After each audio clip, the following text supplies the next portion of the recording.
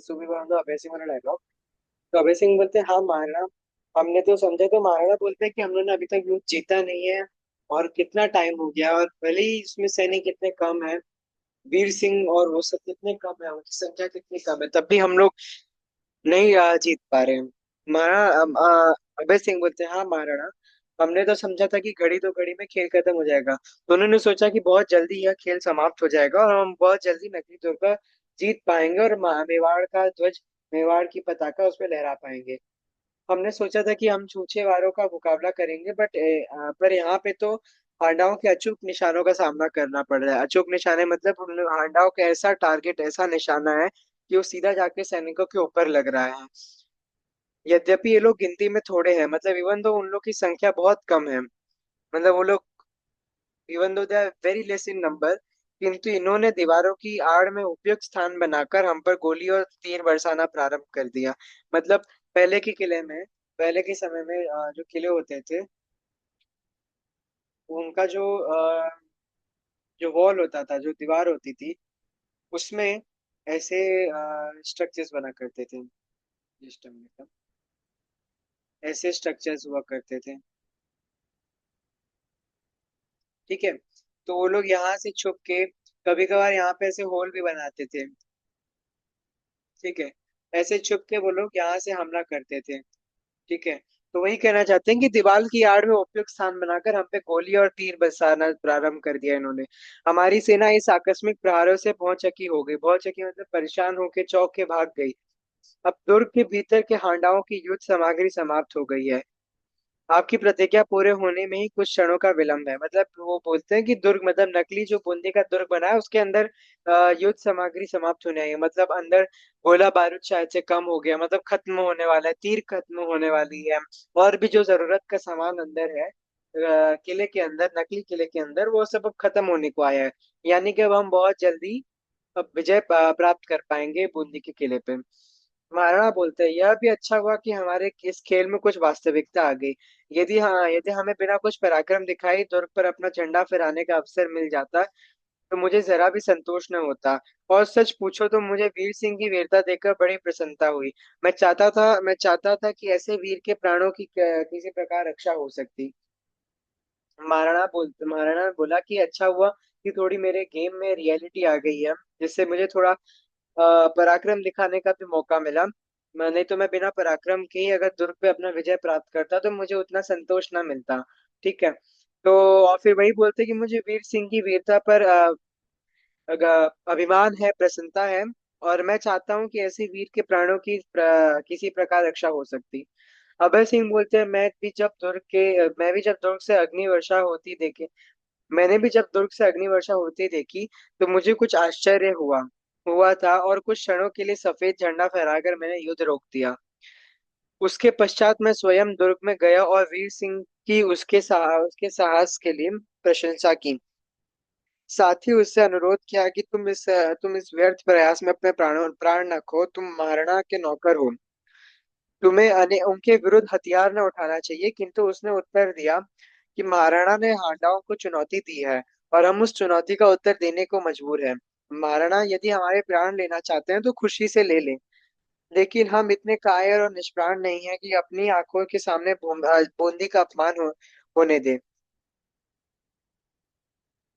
मेवाड़ में जब तक एक भी हांडा है, नकली बूंदी पर भी बूंदी का ही पताका फहराएगी। तो अभय सिंह ने जब युद्ध के वक्त जब बहुत ज्यादा अग्नि वर्षा हो रही थी, अग्नि वर्षा मतलब उस समय ऐसे जब युद्ध के समय ना तोप इस्तेमाल हुआ करती थी, जिसमें ऐसे आयन के, लोहे के ऐसे बड़े बड़े स्ट्रक्चर्स हुआ करते थे। इसमें आग लगा दिया जाता था या इसे बहुत ज्यादा गर्म कर दिया जाता था, और इसे गिराया जाता था दुश्मनों के ऊपर, जिससे या तो वो लोग जल जाते थे या तो बहुत ज्यादा नुकसान होता था। जब अग्नि वर्षा हो रही थी तब hello. Yeah, ma'am, I'm just taking a lecture. I will contact you later, huh? Okay, okay. Okay, ma'am. Yeah, yeah. So I was saying that, yeah, I was saying कि जब अग्नि वर्षा हो रही थी, तब अभय सिंह जो सफेद झंडा फहरा के, तो सफेद झंडा हमें पता है पीस का निशान होता है कि हाँ युद्ध रोको, थोड़ी देर के लिए पॉज करो। You must have seen in cartoons as well कि सफेद झंडा दिखा के युद्ध रोका जाता है या फाइट रोकी जाती है। ठीक है। तो उस अभय सिंह ने युद्ध रोका, और उसके पश्चात वो खुद अभय सिंह खुद दुर्ग के अंदर गए और वीर सिंह से मिले और वीर सिंह को शाबाशी दी कि मुझे तुम्हारी साहस पर गर्व है। और साथ ही वीर सिंह को बोला कि तुम महाराणा के नौकर हो, और तुम बेकार में ये सब प्रयास मत करो, बेकार में ये सब काम मत करो जिससे तुम्हारे प्राण न चले जाए। तुम महाराणा के नौकर हो, और उनके विरुद्ध हथियार उठाना तुम्हें नहीं उठाना चाहिए। तो महाराणा बोलते हैं, अरे सॉरी, वीर सिंह बोलते हैं कि महाराणा ने हांडाओं को चुनौती दी है, मतलब महाराणा है चैलेंज हांडा। ठीक है, हांडाओं को चुनौती दी, हांडा वंश को चुनौती दी है, और हम उस चुनौती को उत्तर देने को मजबूर हैं। ठीक है, we are force to reply those challenge, like हम लोग उस चैलेंज को एक्सेप्ट करने के लिए मजबूर हैं। ठीक है।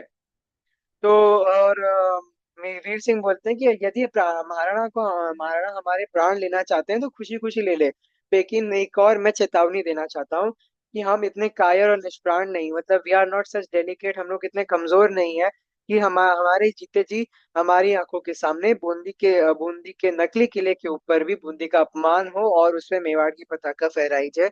ये हम कदापि स्वीकार नहीं करेंगे। महाराणा बोलते हैं निश्चय ही इन वीरों की जन्मभूमि के प्रति आदर भाव सराहनीय है। तो महाराणा बोलते हैं कि ये वीर सिंह और उनके सिपाही जो इतनी वीरता दिखा रहे हैं, that is true. That is true in the sense कि मतलब वो जायज है, मतलब वो that is justify like that is justified. ठीक है। वीर सिंह और उनके सिपाही जो भी कर रहे हैं, आग बरसा रहे हैं, अग्नि बरसा रहे हैं, बंदूकों से वार कर रहे हैं, तीर चला रहे हैं, तलवार चला रहे हैं, वो जो भी कर रहे हैं दैट इज ऑल जस्टिफाइड। क्यों? क्योंकि वो अपने जन्मभूमि के आदर भाव के लिए अपने प्राणों को संकट में डाल रहे हैं। यह मैं जानता हूं कि इन लोगों के प्राणों की रक्षा करने का उपाय नहीं है, इतने बहुमूल्य प्राण लेकर भी मुझे प्रतिज्ञा पूरी करनी पड़ेगी। वह देखो, दुर्ग की उस दरार में खड़ा हुआ वीर सिंह कितनी फुर्ती से बाण वर्षा कर रहा है, अकेला ही हमारे सैकड़ों सैनिकों की टोली को आगे बढ़ने से रोके हुए है। धन्य है ऐसे वीर, धन्य है वह माँ जिन्हें जितने ऐसे वीर पुत्र को जन्म दिया है, धन्य है वो भूमि जहाँ पर ऐसे सिंह पैदा होते हैं। तो महाराणा लाखा तब तक नकली बूंदी दुर्ग की ओर देखते हैं और बोलते हैं कि देखो कैसे उस दरार के अंदर, मतलब उस क्रैक के अंदर कैसे वीर सिंह खड़ा होके फुर्ती से बाण वर्षा कर रहा है। और वीर सिंह अकेले ही कई सैनिकों को रोक के रखा है, आगे बढ़ने से रोक के रखा है, उनपे इतनी तीर बरसा रहा है। देन फिर वो बोलता है कि धन्य है ऐसे वीर, मतलब वो नमन करता है वीर सिंह को, वीर सिंह वीर सिंह की माँ को जिन्होंने ऐसे साहसी पुत्र को जन्म दिया, वीर सिंह की उस जन्मभूमि को जहाँ पे ऐसे सिंह पैदा हुए। तब तक बहुत जोर से एक धमाका होता है और एक बहुत जोर से प्रकाश उत्पन्न होता है, और महाराणा देखते हैं और बोलते हैं, अरे देखो अभय सिंह। गोले के वार से वीर सिंह के प्राण पखेरु उड़ गए, मतलब वीर सिंह वीर गति को प्राप्त हो गए। बूंदी के मतवाले सिपाही सदा के लिए सो गए, अब हम विजय श्री प्राप्त कर सकेंगे। जाओ दुर्ग पर मेवाड़ का पताका फहराओ और वीर सिंह के शव को आदर के साथ यहाँ ले आओ। मतलब अचानक से बहुत जोर से धमाका होता है, मतलब प्रोबेबली मेवाड़ की सेना ने शायद से कोई अग्नि का गोला या बारूद बूंदी के ऊपर फेंका होगा जिसमें वीर सिंह के प्राण पखेरु चले गए, और अब मेवाड़ की सेना और महाराणा लाखा बूंदी के ऊपर विजय श्री प्राप्त कर सकते हैं। और फिर वो आदेश देता है अभय सिंह को कि जाओ मेवाड़ का झंडा बूंदी के नकली दुर्ग पर फहराओ और वीर सिंह के शव को, मतलब वीर सिंह के डेड बॉडी को पूरे रिस्पेक्ट के साथ, आदर सम्मान के साथ मेरे सामने लेके आओ। तब तक अभय सिंह वहां से जाते हैं और महाराणा राठा अपने महल की ओर प्रवेश करते हैं, और महल में जाते हैं और बोलते हैं, आज इस विजय में मेरी सबसे बड़ी पराजय हुई है, व्यर्थ के दम ने आज कितने ही निर्दोष प्राणों की बलि ले ली। तो महाराणा लाखा बोलते हैं कि आज भले ही मैं जीत गया हूँ पर तब भी मैं हार गया हूँ, मतलब बोलते हैं कि आज मेरी भले ही एक तरीके से जीत है पर ये मेरी एक तरीके से बड़ी हार भी हुई है। जीत इस प्रकार हुई है कि मैंने बूंदी को तो नकली बूंदी पे कब्जा कर लिया, पर हार इस प्रकार हुई है कि उन्होंने वीर सिंह जैसे साहसी योद्धाओं जो मेवाड़ के लिए अपने आप को समर्पित करते थे, उन्होंने उन्हीं के प्राण ले लिए। तब तक चारनी का प्रवेश होता है और चारनी बोलती, महाराणा अब तो आपकी आत्मा को शांति मिल गई होगी ना, अब तो आपने अपने सिर से कलंक का टीका धो लिया होगा। यह देखिए बूंदी के दुर्ग पर मेवाड़ के सेनापति विजय पताका फहरा रहे हैं। Just minute.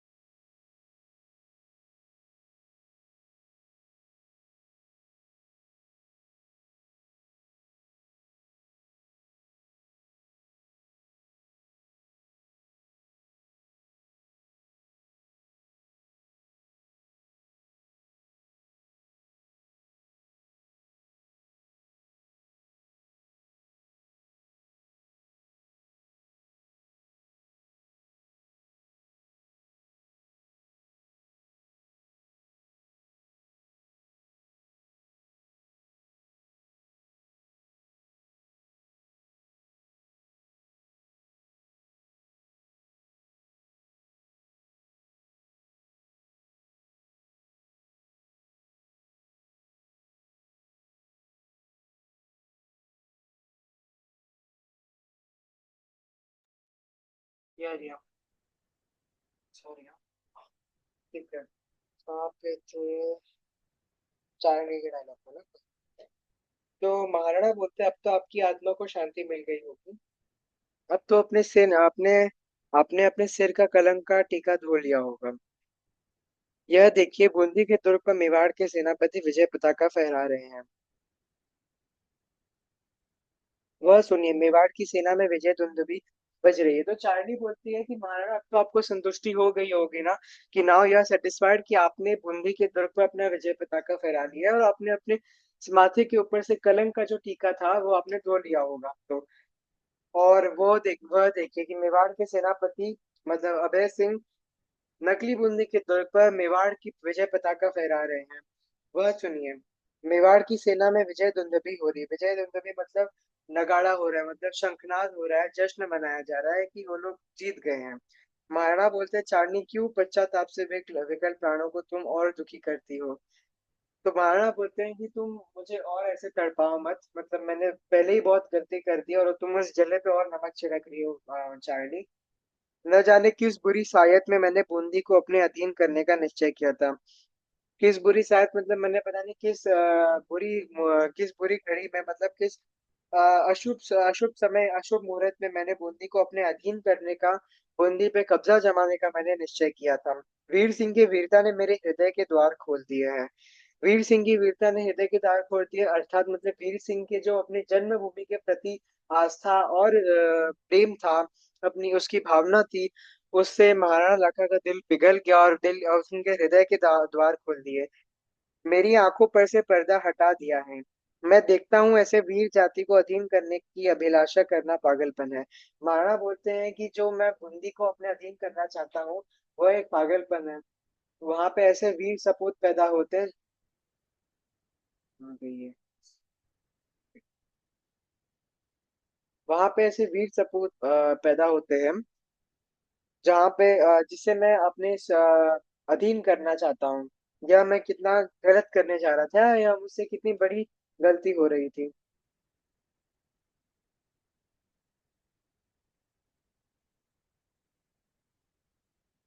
हेलो।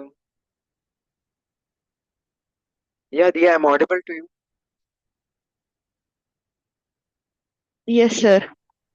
हाँ। तो आई वॉज एक्सप्लेनिंग कि महाराणा लाखा बोलते हैं कि वीर सिंह की वीरता ने मेरे हृदय के द्वार खोल दिए, मेरी आंखों से पर्दा हटा दिया। मैं देखता हूँ ऐसे वीर जाति को अधीन करने की अभिलाषा करना पागलपन है। मतलब हांडा जैसी वीर जाति को मैं अपने अधीन नहीं करना चाहूंगा। इस अभिलाषा को मैं पागलपन जैसा शब्द दे दूंगा क्योंकि और कुछ नहीं है, सिर्फ पागलपन ही है। चारनी बोलती है तो क्या महाराणा अपनी मेवाड़ और बूंदी के हृदय मिलाने का कोई रास्ता नहीं निकल सकता। तो चारनी बोलती है कि क्या मेवाड़ और बूंदी को अब एक साथ करने का कोई रास्ता नहीं, उनको मित्रता या मैत्री उनमें करने का कोई रास्ता नहीं है। क्या उन दोनों को एक साथ लाने का, यूनिटी करने का कोई रास्ता नहीं।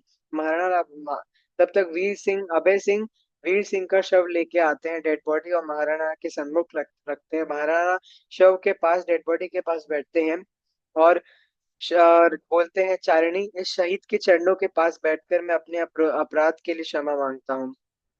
किंतु क्या बूंदी के राव तथा हांडा वंश का प्रत्येक राजपूत आज इस दुर्घटना को भूल सकेगा। तो महाराणा बोलते हैं कि मैं इस शहीद मतलब वीर सिंह के चरणों में अपने मस्तक टेक कर मैं क्षमा मांगता हूँ कि मैंने इतनी बड़ी गलती कर दी और उसके प्राण ले लिए। किंतु क्या बूंदी के राव मतलब राव हेमू, बूंदी के महाराज, बूंदी के जो राजा हैं क्या, और वो हांडा वंश का प्रत्येक राजपूत मतलब हर एक हांडा वंश का जो राजपूत है क्या इस आज की दुर्घटना को भूल सकेगा जो आज हुआ है मेवाड़ में। क्या कोई भी हांडा राजपूत और राव हेमू भूल सकेगा। तो राव हेमू का तब तक प्रवेश होता है पीछे से और राव हेमू बोलते हैं क्यों नहीं महाराणा, हम लोग भूल जाएंगे। हम युग युग से एक हैं और एक ही रहेंगे। आपको यह जानने की आवश्यकता थी कि राजपूतों में ना कोई राजा है ना कोई महाराजा। सब देश जाति और वंश की मान रक्षा करने के लिए प्राण देने वाले सिर्फ सैनिक हैं। हमारी तलवार अपने ही स्वजनों पर न उठनी चाहिए। बूंदी को हांडा सुख और दुख में चित्तौड़ के सिसोदियों को इसके साथ रहा रहे हैं और रहेंगे। हम सब राजपूत अग्नि के पुत्र हैं। हम सबके हृदय में एक ज्वाला जल रही है। हम कैसे एक दूसरे के पृथक हो सकते हैं। वीर सिंह के बलिदान ने हमें जन्मभूमि का मान करना सिखाया है। तो राव रेमो बोलते हैं कि हाँ महाराणा, हम लोग इस आज की दुर्घटना को भूल जाएंगे। हम युग युग से, मतलब हम लोग कई वर्षों से कई सौ सालों से हम लोग एक साथ हैं। और महाराणा, आपको यह बात बता दूं कि राजपूतों में कोई भी राजा नहीं है, कोई भी महाराजा नहीं, सब एक समान है। सब देश जाति और वंश की मान रक्षा करने वाले सैनिक हैं। मतलब प्रत्येक राजपूत जो है। Riya, am audible to you? Yes, sir. Is the screen visible to you? Yes, the screen is visible. Okay, ठीक है। On my end it is showing that Riya, Riya को स्क्रीन विजिबल नहीं है।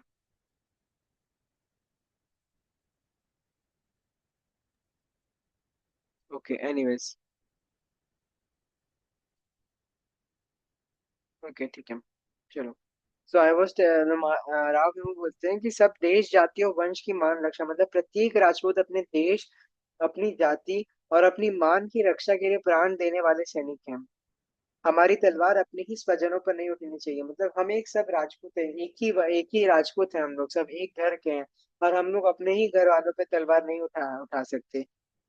बूंदी हांडा के सुख और दुख में चित्तौड़ के सिसोदिया के साथ रहे। मतलब बोलना चाहता है कि बूंदी और हांडा वंश हमेशा से ही, सदैव से ही मेवाड़ और चित्तौड़ के सिसोदियों के साथ हमेशा ही रहा है।